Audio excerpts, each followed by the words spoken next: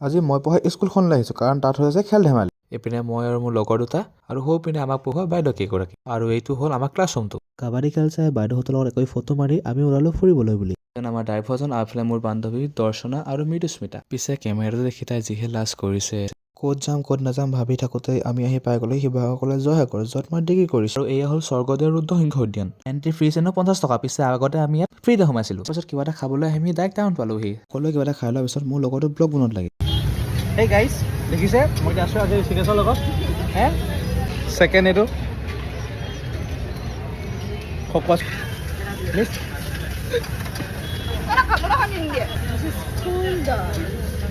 তাৰ পাছত আহিলোঁ আমি বজাৰলৈ। মৃদুস্মিতা বোলে কিবা কিনিবলৈ আছিল। আহিয়ে গম পালোঁ এগৰ চাকিৰ কাৰণে আনিছে আমাক ইমান দূৰ। বাহিৰত আহি পেপা দেখি এজন ৰ'বই নোৱাৰিলে।